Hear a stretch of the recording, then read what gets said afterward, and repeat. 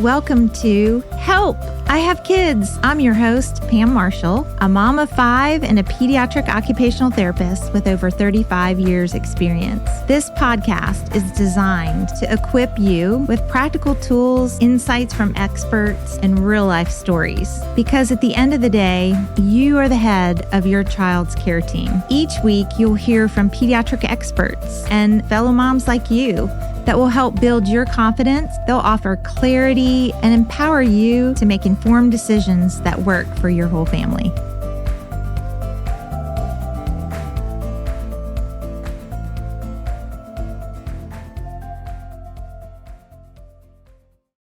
Welcome to Help, I Have Kids podcast. I'm your host, Pam Marshall, and today we're talking about a topic that many parents experience, but we all don't like to talk about, and that's pediatric pelvic floor therapy. What is that? We're going to find out. Today we have Ashley Leach with us, and she's an occupational therapist and a wealth of knowledge in this area. And we're so glad you're here, Ashley. Thanks for having me. Yeah. Can you tell us a little bit about yourself? Like, I want to know more about your family and your children and all that. Okay. Well, again, my name's Ashley. I have been married to Ron for 33 years this year. Yes, we have 4 children, all in their 20s by this point. We've got 2 boys, 2 girls. They're kind of spread out around the United States. And Is that, did you have 2 boys first and then 2 girls? Or? No, we say our boys were our bookends, our first and our last, and then our girls were in the middle. Oh, fun. Yeah, it's a lot They're of all fun. so different, aren't they? So different. Yeah. So different. We giggle a lot at our house that they have the same gene pool, but somehow they end up in their own people, of course, right? They are. They are. It's really fun. And to a lot see. of times on the podcast, we talk about how each kid needs something different. Absolutely. You know? And it teaches you so much as a mom. Like, you know, you can have another kid come along, and as a mom, you're like, what in the world? What do I do now? I thought I had this figured out. Right. Now I have to figure out how to hit a curveball or something. Right. Yeah. It's so true. They all teach you something. They sure for sure. do. They sure So what's a piece of advice? This is my fun question. Yeah. Piece of advice or a favorite piece of advice that someone gave you as a new mom or in your mom journey? I think a lot of us have heard the advice to pick your battles. Pick your battles well. And I actually heard a little extension of that, where a parenting advice was, think about that particular behavior, whatever you're battling about. Play that out a little bit, at least in your head, right? If I don't address this particular behavior, what might it turn into? Like what kind of character trait might this turn into in my kiddo? Yeah. Or is this something that's just really not that big of a deal? Yeah. And that was so eye-opening to me because I felt like as a mom, especially managing a lot of kids in a short amount of time, within a really short window of time, that I felt like I needed to stay on top of everybody all the time. And Drill sergeant. Yes, that's what it felt like sometimes. Yeah. But that was really eye-opening to me that I can kind of treat things with a little more lightheartedness. If it was a particular behavior that maybe they might, we could just maybe laugh about it, or I could maybe just ignore it. Like not everything has to be a battle. Not even bring it up. Right. Right. Or distraction, right? Using the art of distraction for a kiddo. 100%. And that just was really helpful for me. I felt like it kind of gave me some freedom to be able to decide, like, I don't know. It just gave me some direction on how to pick my battles well, rather than did I wake up grumpy that day and I wanted to fight every battle, or I woke up really tired and I didn't want to fight any, right? Yeah. It was. And those days that you're grumpy as a mom, I don't know about you, but I would laugh sometimes and go, guys, I'm really sorry. It's time to put mommy in timeout because I'm really responding badly. And I would go do it. I would say, yep, got to go in timeout. Right. Yeah. I don't know that I did that super well when my kids were younger, but as they got older, there were times when I just would say, Guys, I am feeling a lot of emotions. I need to go to my room. I'm not mad at you. I'm not upset with anything about what's happening with you. Life's just kind of full and hard right now. So I'm going to go to my room.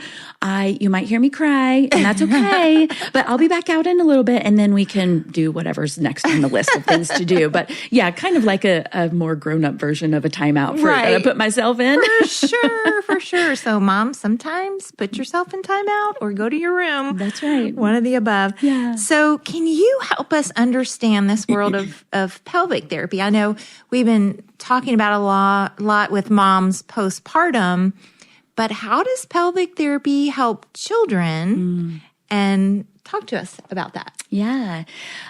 There have been some research, things that have come out in the last 10 years or so that talk about the incidence of constipation in kiddos. And it is different research results show different things, but it can be up to 30% of our childhood population of kiddos that have constipation in some form or another, impacting them in different ways throughout their just everyday life. Yeah. So it is a really it happens a lot to kiddos. And it's not something that we really ask parents about or talk to parents a lot about unless it becomes a trip to the ER because they're so impacted that maybe they haven't pooped in 10 days or 2 weeks, or there is, they're miserable. Yes, they're screaming and they're just absolutely just miserable. Yeah. And sometimes it goes hand in hand with bedwetting too, doesn't it? And especially with boys. Yes. Boys oftentimes have constipation and bedwetting at the same time. Yeah. So how do you help kids with that? Yeah. Tell us. Wow. There's a lot that we do within therapy sessions. I would say the vast majority of my first session with kiddos is really just education, depending on the age of the kiddo. So I do a lot of education with parents and talk to them about, let's talk about how much a kiddo is inputting into their body. Both what are they eating and drinking? There are guidelines for kids based on ages. And a lot of parents, I'll say, okay, so your kiddo based on their age should be drinking about 40 ounces of liquid. And then their eyes get as big as ping pong balls. And they're like, oh, there's no way we're getting that much liquid within a day. So liquid is actually one of the things that I start with. I can almost guarantee fiber intake is pretty low in a lot of my kids with constipation. Then we talk a lot about the right way to sit on the toilet, the ways that we want to avoid sitting on the toilet. We talk about working into our breath and how we breathe properly to help a child evacuate their bowels a little better, cleaner, easier. We need college students to hang out with our kids that are having problem getting fluid because, they carry around these ginormous water bottles and get their fluid. We need that to be cool with kids, right? Right, yeah. I'm trying really hard to get that going for our pelvic floor kiddos. But somehow, believe it or not, little kids don't have that.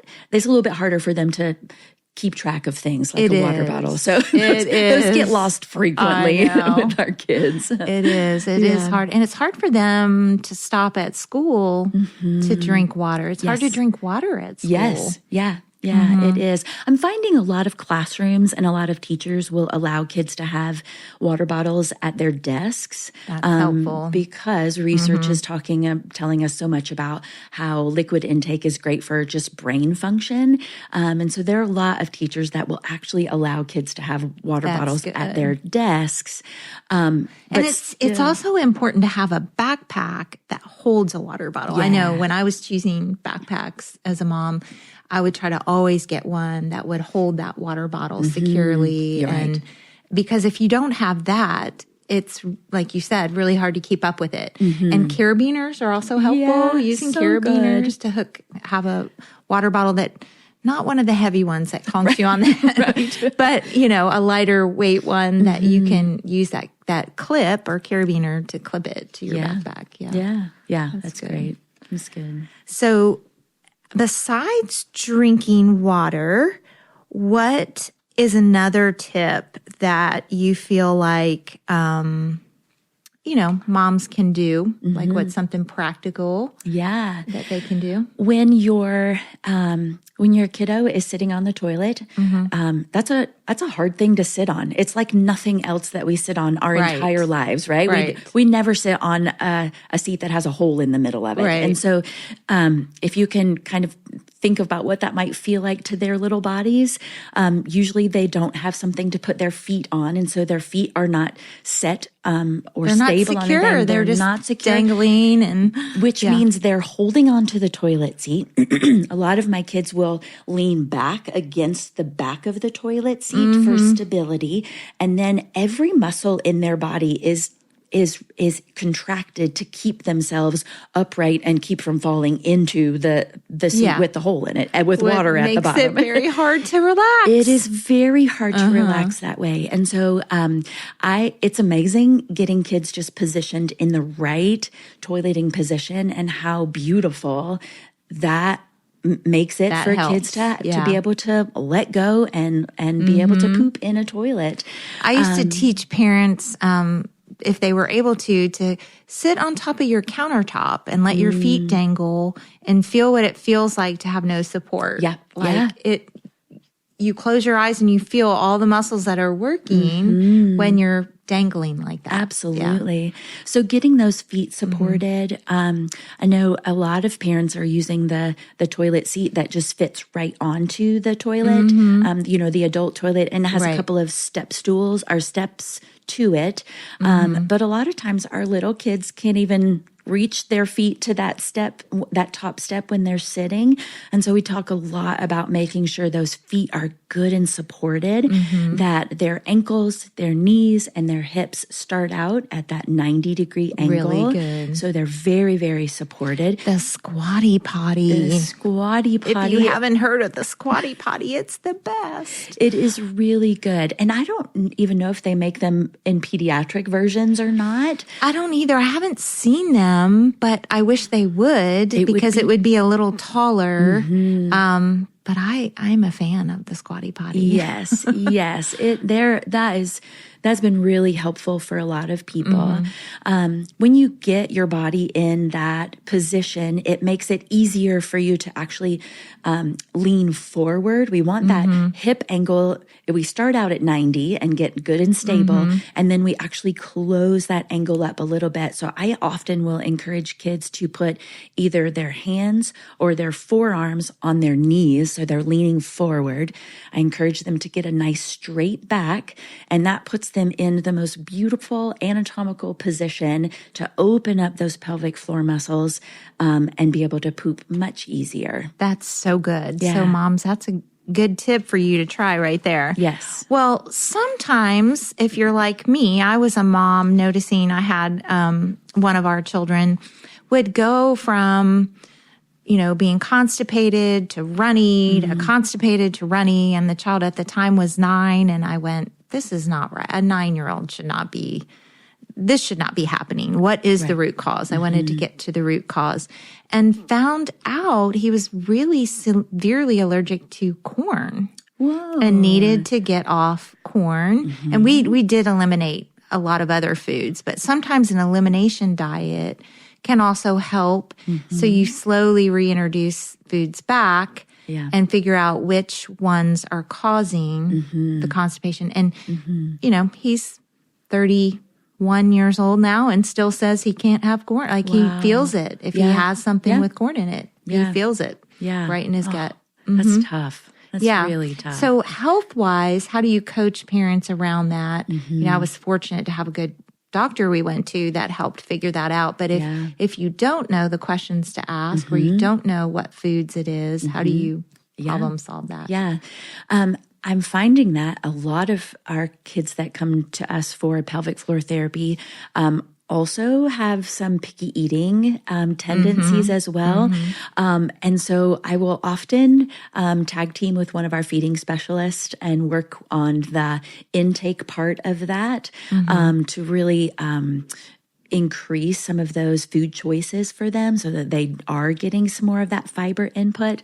A lot of my kids just don't eat enough to where we could even really try an elimination diet. That would be really, really tricky for if they're so select, they only have a few foods they eat. Yes. So I would, in that case, I would really encourage parents to talk to their pediatricians and see if there are any underlying allergies.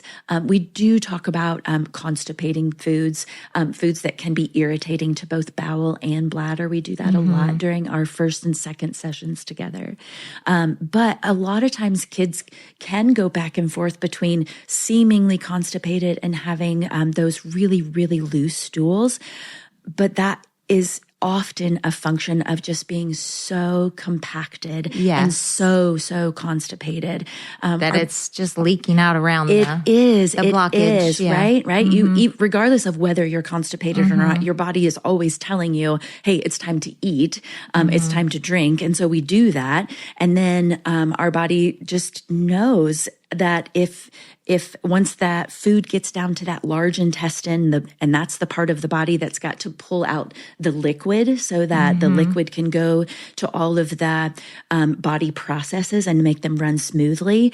But the large intestine knows, oh, wait, if we're really impacted towards the end, then I can't give a lot of liquid because then I'm just going to keep filling up with this really hard stool. And so the body stops taking the liquid out of the food and the mush that's in that large fascinating intestine. that we do that. Yes. Our bodies are just so well constructed that it just knows. And so as it continues to go through that digestive system, it really stays liquid. It finds the cracks and the crannies to kind of get through that compacted stool. And then the body will either leak it out because it's good and liquidy, or they'll look like they have diarrhea, or a really soft, and then they're probably really dehydrated too. They're very dehydrated. So it's a teaching point for parents that it's really important that we get really good nutrition, really good liquid intake for our kiddos, so that we can soften up some of that stool and allow it to pass a lot easier. So what makes it successful? So if a mom's thinking, oh gosh, this is my kid is dealing with this. Should I try pelvic floor therapy? Should I do this? Should I venture into this? It's going to cost us money, all the things. Right. What makes it successful? Like the cases that you've worked with when kids really come through the other side, clearing up that constipation and getting, on a good bowel and bladder routine, and they're successful. Yeah. What are the things that makes it successful? I think the thing that has been so rewarding for me to see is to watch kids' self-confidence absolutely explode. The fact that they have control over their own body in such a what we make seem such a simple everyday kind of process. Before pelvic floor therapy, there's a lot of emotions around that, whether that's fear, whether that's just getting dysregulated over the sound of a toilet, the sitting on a toilet. Shame is so big in this area with these kiddos, especially in our older kid population. Like just being so ashamed of the lack of control that they have of their own body. They're ashamed, or they're afraid to reach out, and they feel like a baby, like they can't control it when other kids around them can. And it's very emotional. They know that they don't smell good. They're afraid to reach out and make friends because, what if they find out about this, about my body and me, and they won't like me, or they'll give me more, make me feel more ashamed. And there's just so much mental anguish. Angst. Yes, really around anguish. that. So I think what's so exciting for me is watching kids go from that very subdued, very quiet, very shy sometimes really unhappy kiddos to this confident kiddo that walks in the room smiling, right? Oh, that must be fantastic. Oh, it's beautiful. Yeah. I think of one of my kiddos. She was an older kiddo, and she would come in, and I would say, "Okay, let's move your body. You have the gym to yourself. What would you like to do? What makes your body feel really good for these next couple of minutes?" And she could not make a choice. She just couldn't. She would rather just sit and be still and quiet, and then disappear. Absolutely. And then by the time we finished, she was like, "Oh, I'm doing that and that and that and that."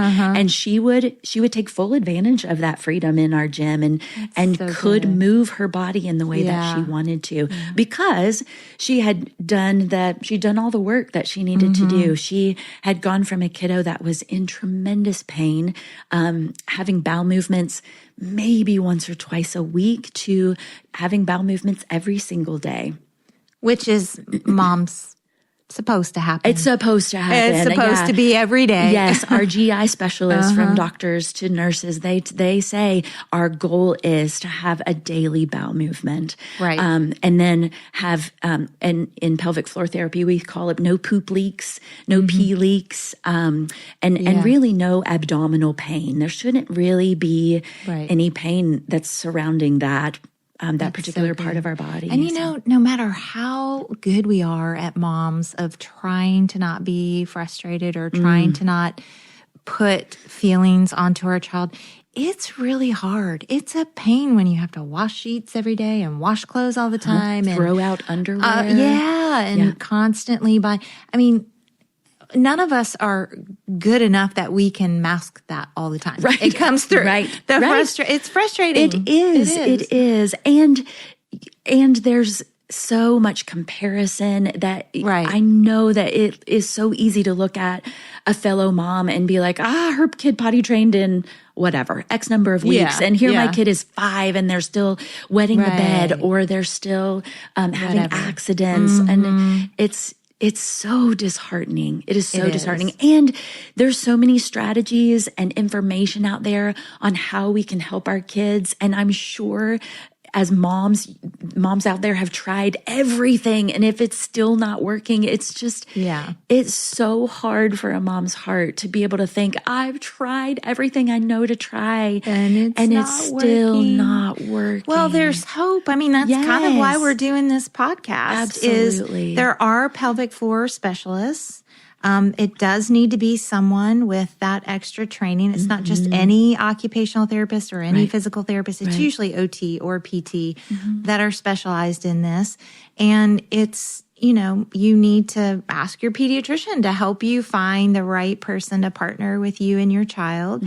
And, fortunately, you see kids from all over this area, come to you. And it's worth the drive if you have to drive a little bit more to see a really great pelvic floor therapist. But you can contact Marshall Pediatric Therapy and ask for Ashley. That's right. She'll help you. That's right. And what I love about her is she's so encouraging. I know you can hear it in her voice.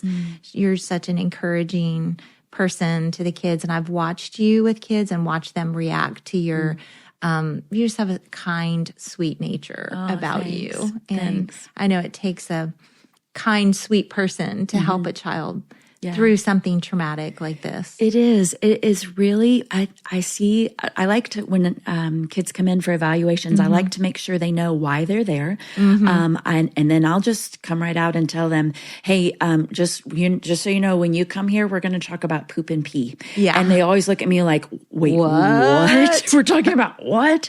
And I say, that's why you're here. And then I always like to tell them, I know I've only known you for a few minutes, but I can already tell you're a really cool kid. And all the struggles that you're having with this poop and pee, that doesn't change the way I think about you. I think I've got some really good strategies that we can learn. That makes me cry. To give you the Thinking power. about a kid hearing that. Yeah, and to be able to tell them, I believe in you. I know this is been a hard journey.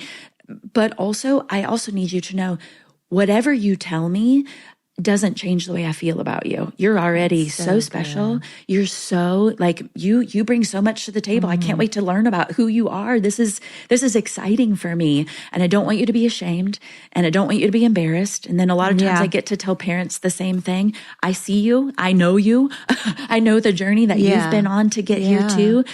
There's no condemnation. There's no shame going to be here. There's some work we're going to put in here. Like we're a team here. I'm going to need parents to be able to monitor things and to be able to ask those really strange questions. What did your poop look like? Or, those kinds of things. And to do the hard work, the hard work of eating healthy and drinking all that water that they need. And making sure that every single day your kiddo is sitting on the toilet, even if there's some pushback on there, that's going to have to be a part of an everyday routine for your kiddo. And I can give you some great ways to make that a little bit easier. That's so and good. Get some good practice even in the clinic. Well, I bet all the boys love talking about pee and poop. They love it. They think it's so fun to talk about that. Yes, so you don't have to, I'm sure the girls are like, oh. Yeah. Actually, we do talk about just the digestive process, and I've got some really great books that we talk through, like how food goes from the top of part of your body to coming actually out into the toilet. And that helps break some ice too. And I think a lot of kids recognize that it is just part of normal. Right. That's just how your body works. It's how it was built and created to do. And I think that takes away some of the weirdness of it too. And brings some kind of normalcy. the taboo of not talking about it or not being able to be open about it. Yeah. So if moms know something's not right, just to repeat the steps, what would you give them as steps if they're seeing that their child's struggling in this area or having issues? What would you tell them? Repeat that. Yes, absolutely. One, I would start keeping a log of when your child does have bowel movements, how often they pee in a day, how often you see pee leaks in underwear or full out accidents. And then how often you see poop leaks, or at our house, we call them skid marks in underwear as well. So really having a concrete information is really, really helpful. That gives us a starting place, kind of know what the issue, where the breakdown is and what we need to start with first. For kids that are age 9 and under, you want to shoot for at least 40 ounces of liquid in a day. I tell parents water is best, but if you can't get water in a kiddo, for now, do what you can. Do whatever liquid you can to get into your kiddo. Hopefully not caffeine, because that's not going to help the hydration. Caffeine. Now, there are some caveats to that. I like to tell parents things with bubbles in them, so carbonated drinks, and things that are like citrus-based. Those are bladder irritants and can make your body feel like you have to pee, even though your bladder is not full. So be careful with that. You don't have to get rid of all of that right away, but in the back of your mind, just keep reducing that as you get on this journey of pelvic floor health. And then start paying attention to how much fiber your kiddo is eating, whether that's fruits or veggies or whole grains. You want to shoot for 3 to 5 is what we say regularly. But for our pelvic floor kiddos, I say let's go 5 to 7 if we can, or at least again keep that in the back of your brain as our long-term goal to get to. And increasing the offerings. I know something I did was offered 3 vegetables every dinner. Instead of 1 or 2, like the American diet is usually like 1. Yes. But do 3, because you can repeat those same 3 over several days and not have to throw food out. Right. You can buy 3 different choices and just keep repeating them. Yes. And have different sauces or dressings or whatever to help eat them. Different condiments. For sure. Back to those steps, I would say make sure that your kiddo is has got good foot support while they're sitting on the toilet. If you're going to use some sort of stool underneath them, that's great. If you've got an itty bitty kiddo, you might want to consider getting like a toddler toilet that sits right on the floor. Yep. And then make sure they're not leaning backwards. In that position, our pelvic floor muscles do a great job of coming together and contracting and keeping things from coming out. So if you're sitting on the toilet and you're leaning back and you're trying to push to make your bowels empty out, you're fighting against yourself. And you're not going to get very far. No. Or if you get very far, you're going to cause other issues. So getting that nice 90 degree to start with at hips, knees, and ankles, and then having a kiddo sit up nice and tall, lean over just a little bit. And then get some good, big, deep breaths. Those would be some great starting points. That is a good starting point. Yeah. Great. And also, moms, remember to build it into your routine to have time, because sometimes if we're just rush, it doesn't give our little ones time to stop and, have that potty time. Yes. And have that time that they need. Yeah. I encourage parents to pick a time that's good for them and good for the daily routine. I could never imagine trying to do toilet sits for my family in the morning. It was just sheer chaos. It is. So getting out the door. Based on my experience, I say maybe not in the morning. Nighttime can also be chaotic if you have a lot of kids, or if you're just exhausted and you just want to get your kid to bed.